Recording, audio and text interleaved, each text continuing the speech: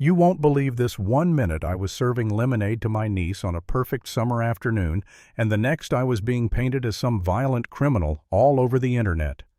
My face, my address, my life dragged through the mud by a woman who broke into my yard and shoved me on my own patio. The whole neighborhood thought I was the monster, but the truth was very, very different. Act 1. The conflict begins. It started like the kind of Saturday you wait all year for. The sky was so blue it almost hurt to look at. The air smelled like fresh-cut grass, and Maya, my 10-year-old niece, was visiting me for the week. She's this sweet kid with a laugh that makes you forget every bad thing in the world. She loved my pool, so of course that's where she wanted to spend her afternoon. I had just poured a big pitcher of lemonade with fresh mint, set out a plate of watermelon, and from the kitchen window I could see her bright pink swimsuit giggling, doing handstands in the water. Pure joy. Then, that sound. A sharp, ugly voice that cut through everything. It was like nails on a chalkboard mixed with venom. I dropped the watermelon juice splattering across the floor and ran outside. And there she was, Karen. Late 60s, bleached blonde hair that looked like it had lost a fight with a curling iron stuffed into a black windbreaker, and faded green sweatpants. She was standing right there on my patio, leaning over the pool, and she was screaming at Maya, "Why don't you go back to the mud puddle you came from?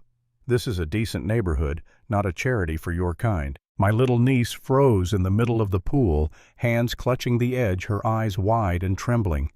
That carefree joy was gone, just fear, and my blood boiled so hot I swear I saw red.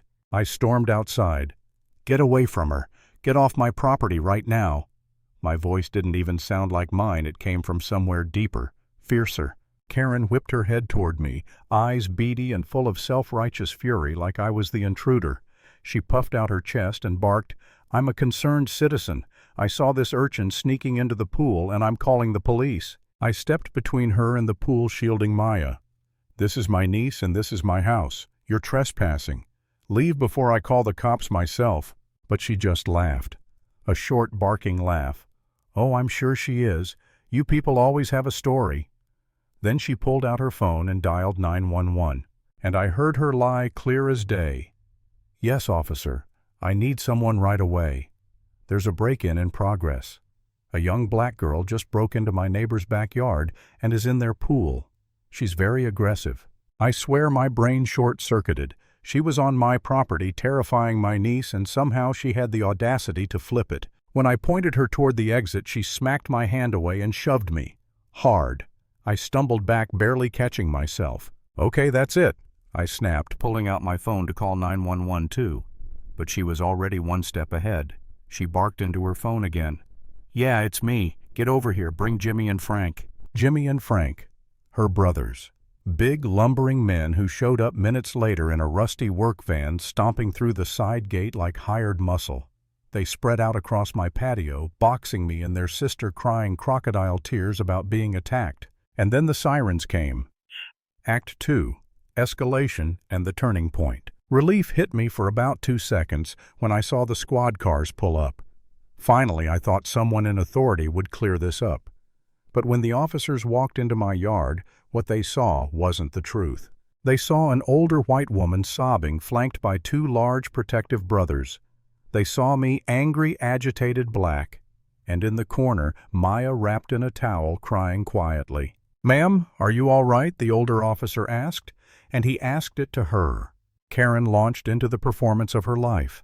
"I was just trying to protect the neighborhood. This woman attacked me. She pushed me. My brothers had to come protect me." I felt my jaw drop. "No!" She trespassed, screamed at my 10-year-old niece, then shoved me when I told her to leave. "Look," I pointed to Maya. "Does she look like a burglar to you?" But the younger officer's eyes were already narrowed at me. "Is this true? Did you put your hands on her?" "No," I snapped, voice cracking with rage. But every time I spoke, they told me to calm down. Every time she wailed, they comforted her. And then, just to twist the knife, her son Kevin showed up. 20-something, backward baseball cap, holding a gimbal with his phone. He didn't say a word, just started circling, filming. And he was slick about it. He knew exactly when to zoom in on my face, catching me mid-sentence looking furious, then whip pan to his mother trembling in fake terror. He was building a whole narrative in real time. When it was over, the police didn't arrest Karen. They didn't charge her for trespassing or assault or filing a false report. No, they handed me a citation for disturbing the peace. And Karen left my yard smirking, her brothers at her side, Kevin still filming. The next morning it all exploded online. Kevin's edited video was everywhere on Facebook and the town group shared hundreds of times.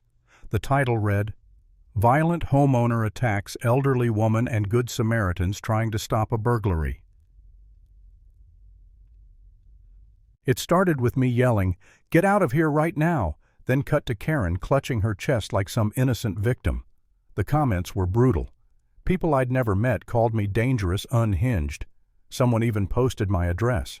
That night, cars started driving by slowly, people staring. Teenagers threw eggs at my siding. My phone lit up with blocked numbers and whispered threats. Better watch your back. I unplugged the landline, closed every curtain, sat in the dark with Maya huddled against me, both of us flinching at every sound outside.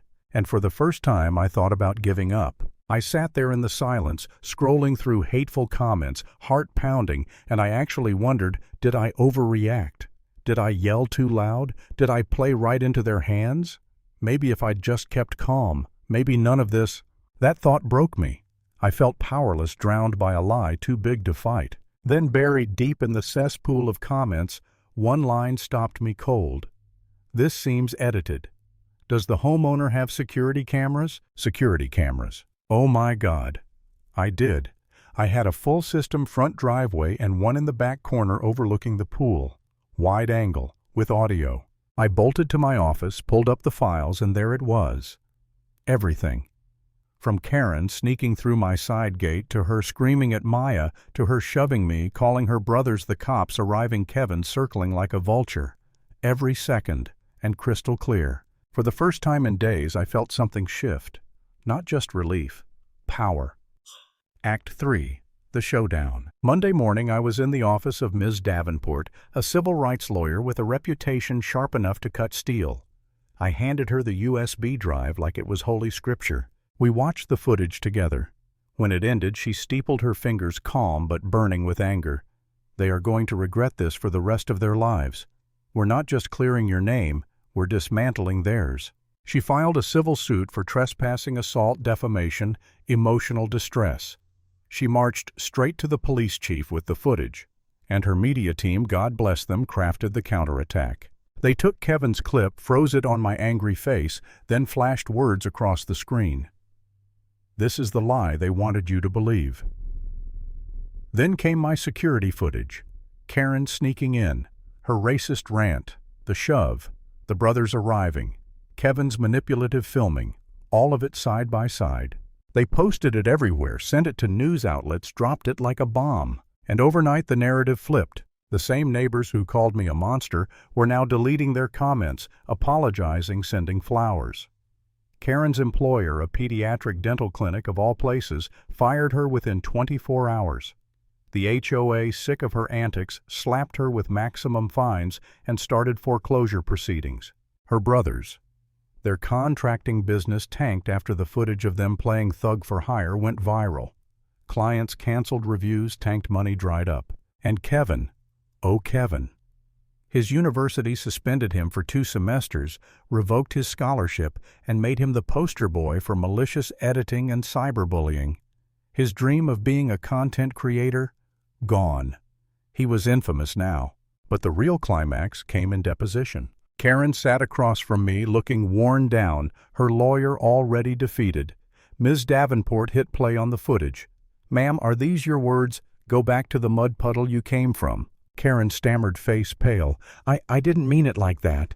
"Then how exactly did you mean it?" Davenport pressed, cold as ice. She had no answer. Frame by frame, lie by lie, her story collapsed. The brothers fared no better, cornered by video of their intimidation.